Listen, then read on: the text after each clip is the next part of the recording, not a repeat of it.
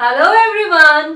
इस क्लास में हम लोग आवर एनवायरनमेंट चैप्टर के एक्सरसाइज का सारा क्वेश्चन सॉल्व करेंगे जो पेज नंबर 264 एंड 265 में दिया हुआ है। तो शुरू करते हैं। First question, which of the following groups contain only biodegradable items? इनमें से किस किस ग्रुप में सिर्फ बायोडिग्रेडेबल आइटम्स है? देखो, वो सब्सटेंस जो 100% मैनमेड है, आर्टिफिशियल है और जो एनवायरनमेंट में डिकम्पोज नहीं होता वो नॉन बायोडिग्रेडेबल होता है, और वो सब्सटेंस जो नेचुरली प्रेजेंट है या फिर नेचुरल सब्सटेंस से बना हुआ है और जो एनवायरनमेंट में डिकम्पोज हो जाता है उसको हम बायोडिग्रेडेबल सब्सटेंस कहते हैं। ग्रुप ए में ग्रास, फ्लावर, लेदर है, ये सारा बायोडिग्रेडेबल है। ग्रुप बी में ग्रास, वुल, प्लास्टिक है। ग्रास वुल तो बायोडिग्रेडेबल है लेकिन प्लास्टिक नॉन बायोडिग्रेडेबल है। ग्रुप सी में fruit peels, cake and lime juice, ये भी बायोडिग्रेडेबल है। और ग्रुप डी में केक, वुल, ग्रास, ये भी बायोडिग्रेडेबल है। तो इसका आंसर होगा A, C and D. Question number 2, which of the following constitute a food chain? किस ऑप्शन में फूड चेन है? फूड चेन क्या है? फूड चेन एक ऐसा सीक्वेंस होता है जिससे ये पता चलता है कि कौन किसको खाता है।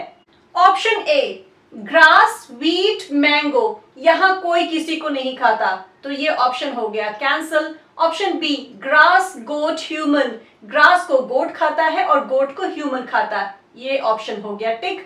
ऑप्शन सी, गोट, काउ, एलिफेंट, यहाँ कोई किसी को नहीं खाता, ये तीनों ग्रास पे डिपेंडेंट है, प्लांट पे डिपेंडेंट है, ये तीनों कोई किसी को नहीं खाता तो ये ऑप्शन भी हो गया cancel. Now D, grass, fish and goat, grass को फिश नहीं खाता और फिश को गोट नहीं खाता तो ये ऑप्शन भी हो गया कैंसल। इसका आंसर होगा B. Question number 3, which of the following are environmental friendly practice? नीचे दिए गए प्रैक्टिस में कौन सा प्रैक्टिस एनवायरमेंटल फ्रेंडली है, मतलब कौन सा प्रैक्टिस एनवायरमेंट को नुकसान नहीं पहुंचाता? Option A, carrying cloth bag to put purchases in while shopping, shopping के दौरान खरीदे हुए सामान को रखने के लिए क्लॉथ बैग कैरी करना, ये एनवायरमेंटल फ्रेंडली है। Option B, switch off unnecessary lights and fan, unnecessary lights और फैन को स्विच ऑफ कर देना, ये भी एनवायरमेंटल फ्रेंडली है। Option C, walking to school instead of getting your mother to drop you on her scooter, mummy आपको अपने scooter से स्कूल ड्रॉप करे, इसके जगह आप स्कूल पैदल जाओ, ये भी एनवायरमेंटल फ्रेंडली है।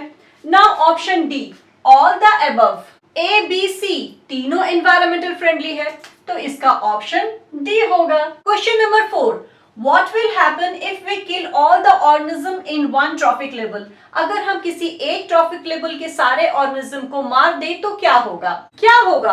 उसके पहले वाले ट्रॉफिक लेवल में जो ऑर्गेनिज्म है उसका पॉपुलेशन बढ़ जाएगा और उसके बाद वाले ट्रॉफिक लेवल में जो ऑर्गेनिज्म है वो सारा ऑर्गेनिज्म मर जाएगा भूख की वजह से, खाने की कमी की वजह से, और इसकी वजह से इकोसिस्टम का बैलेंस गड़बड़ा जाएगा, दैट इज इकोलॉजिकल इम्बैलेंस हो जाएगा। फॉर एग्जाम्पल, मान लो कि एक इकोसिस्टम में ये एक फूड चेन है, सबसे पहले है ग्रास, उसके बाद है रैबिट, उसके बाद है स्नेक और उसके बाद है हॉक। मान लो कि सेकेंड ट्रॉफिक लेवल में सभी रैबिट को हम मार देते हैं तो क्या होगा? फर्स्ट ट्रॉफिक लेवल में जो ग्रास है, जो प्लांट है, इसको कौन खाएगा? ये तो सारा मर चुका है, इसकी वजह से इसका पॉपुलेशन बढ़ जाएगा और नेक्स्ट ट्रॉफिक लेवल में स्नेक को फूड नहीं मिलेगा क्योंकि सारा रैबिट तो मर चुका है सेकेंड ट्रॉफिक लेवल का, तो नेक्स्ट ट्रॉफिक लेवल का सारा स्नेक मर जाएगा भूख की वजह से और इसकी वजह से इकोलॉजिकल इम्बैलेंस हो जाएगा। आंसर में डायग्राम बनाने का जरूरत नहीं है, मैंने सिर्फ समझाने के लिए बनाया है। Now question number 5, will the impact of removing all the organism in a trophic level be different for different trophic level? अगर हम अलग अलग ट्रॉफिक लेवल के ऑर्गेनिज्म को रिमूव कर दें तो क्या उसका इम्पैक्ट भी अलग अलग होगा? तो इसका आंसर है यस। अगर हम अलग अलग ट्रॉफिक लेवल के ऑर्गेनिज्म को रिमूव कर दें तो इसका इम्पैक्ट भी अलग अलग होगा। देखो, इम्पैक्ट अलग कैसे होता है समझते हैं।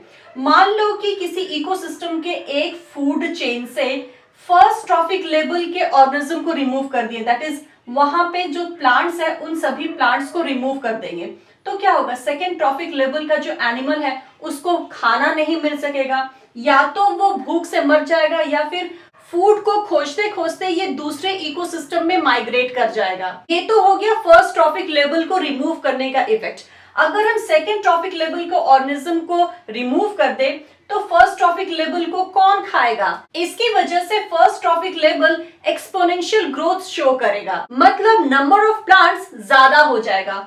और थर्ड ट्रॉफिक लेवल को खाने के लिए कुछ नहीं मिलेगा क्योंकि इसको तो हम लोग रिमूव कर चुके हैं, और थर्ड ट्रॉफिक लेवल का ऑर्गेनिज्म भूख की वजह से मर जाएगा। ये हो जाएगा सेकेंड ट्रॉफिक लेवल के ऑर्गेनिज्म को रिमूव करने से। और अगर हम थर्ड ट्रॉफिक लेवल के ऑर्गेनिज्म को रिमूव कर दें तो फोर्थ ट्रॉपिक लेवल वाले को खाना नहीं मिलेगा, फोर्थ ट्रॉपिक लेवल वाला मर जाएगा, और सेकेंड ट्रॉपिक लेवल को खाने वाला नहीं रहेगा, तो सेकेंड ट्रॉपिक लेवल वाला ऑर्गेनिज्म एक्सपोनेंशियल ग्रोथ शो करेगा। इस तरह से अलग अलग ट्रॉपिक लेवल के ऑर्गेनिज्म को रिमूव करने से अलग अलग इफेक्ट देखने को मिलता है। ये तो हो गया इस क्वेश्चन का फर्स्ट पार्ट। सेकेंड पार्ट में बोल रहा है कि क्या इकोसिस्टम को डैमेज किए बिना हम किसी भी ट्रॉफिक लेवल के ऑर्गेनिज्म को रिमूव कर सकते हैं? तो इसका आंसर होगा नो।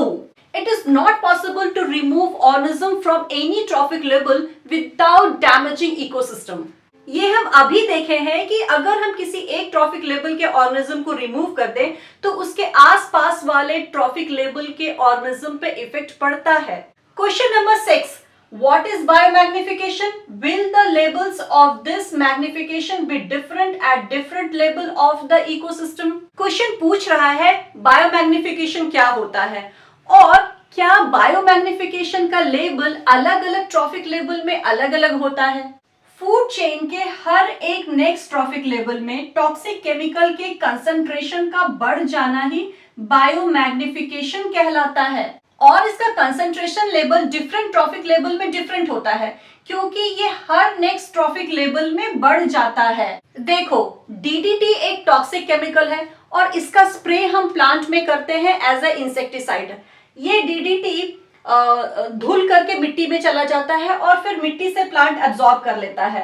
तो ये डीडीटी प्लांट के अंदर चलाया, मान लो कि हम 100 ग्राम डीडीटी का यूज किए, 100 ग्राम डीडीटी का यूज किए। अब ये 100 ग्राम डीडीटी इस प्लांट में चलाया, यहाँ पे कितना प्लांट है, 1 2 3 4 5 6 7 8, तो यहाँ पे 8 प्लांट है। 100 ग्राम डीडीटी 8 प्लांट के अंदर आया, इस 8 प्लांट को 4 रैबिट खाएगा, तो 100 ग्राम डीडीटी 4 रैबिट के अंदर आया। इस 4 रैबिट को 2 स्नेक खाएगा, तो 100 ग्राम डीडीटी 2 स्नेक के अंदर आया, और इस 2 स्नेक को एक हॉक खाएगा, तो ये 100 ग्राम डीडीटी एक हॉक के अंदर आ गया। देख रहे हो, ये 100 ग्राम डीडीटी पहले 8 प्लांट में था, अब यही डीडीटी सिर्फ एक हॉक के अंदर आ गया है, तो कंसंट्रेशन लेवल बढ़ता जा रहा है, हर एक स्टेप में कंसंट्रेशन लेवल बढ़ता जा रहा है। इसी इंक्रीज को बायोमैग्निफिकेशन कहते हैं, और ये हर नेक्स्ट लेवल में बढ़ता जाता है। दैट मीन्स हर एक नेक्स्ट लेवल में ये अलग अलग होता है। Now question number 7 is same as in text question number 3 of page 262।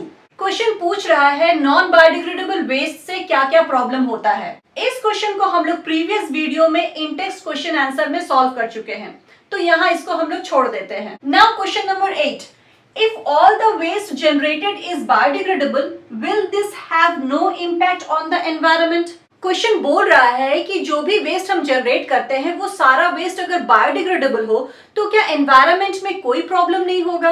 ऐसा नहीं है। नॉन बायोडिग्रेडेबल वेस्ट डिकम्पोज नहीं होता, इसीलिए नॉन बायोडिग्रेडेबल वेस्ट से ज्यादा प्रॉब्लम होता है, लेकिन बायोडिग्रेडेबल वेस्ट से भी एनवायरनमेंट में प्रॉब्लम होता है। बायोडिग्रेडेबल वेस्ट भी एनवायरनमेंट को थोड़ा पॉल्यूट करता है क्योंकि बायोडिग्रेडेबल वेस्ट को डिकम्पोज होने के लिए थोड़ा टाइम तो चाहिए ही, और जब तक ये वेस्ट फुल्ली डिकम्पोज नहीं हो जाता तब तक वेस्ट से बदबू निकलता है, और ये फ्लाइज का ब्रीडिंग ग्राउंड होता है जो जर्म कैरी करता है और डिजीज स्प्रेड करता है। Now the last question, why is damage to the ozone layer a cause for concern? What step are being taken to limit this damage? Question बोल रहा है ओजोन लेयर का damage चिंता का विषय क्यों है और इस डैमेज को कम करने के लिए क्या कदम उठाया गया। देखो, ओजोन लेयर अर्थ सरफेस के लिए शील्ड का काम करता है, ढाल का काम करता है, क्योंकि ये ओजोन लेयर अर्थ को सन के हार्मफुल अल्ट्रावायलेट रेडिएशन से बचाता है। इस अल्ट्रावायलेट रेडिएशन से स्किन कैंसर होता है, कैटरैक्ट होता है, रेनफॉल अफेक्ट होता है, क्रॉप एल्ड अफेक्ट होता है और ये ओजोन लेयर मेनली क्लोरोफ्लोरोकार्बन की वजह से डिप्लीट होता है। और इस डिप्लीट को, इस डैमेज को रोकने के लिए यूनाइटेड नेशन एनवायरनमेंट प्रोग्राम ने 1986 में एक एग्रीमेंट पास किया जिसके अकॉर्डिंग सीएफसी के प्रोडक्शन को फ्रीज कर दिया गया, सीएफसी के प्रोडक्शन को रोक दिया गया। सीएफसी को पहले यूज किया जाता था रेफ्रिजरेटर में, एयर कंडीशन में एज रेफ्रिजरेंट, और फायर एक्सटिंग्विशर भी यूज किया जाता था, जो कि आजकल नहीं किया जाता है। यहाँ कंप्लीट होता है आवर एनवायरनमेंट का फुल एक्सरसाइज। नेक्स्ट क्लास में हम लोग इस चैप्टर से रिलेटेड उस क्वेश्चंस को डिस्कस करेंगे जो पिछले कुछ सालों में बोर्ड में आया हुआ है, मतलब वेरी वेरी इंपॉर्टेंट क्वेश्चंस को डिस्कस करेंगे। तो मिलते हैं नेक्स्ट क्लास में। Till then keep revising.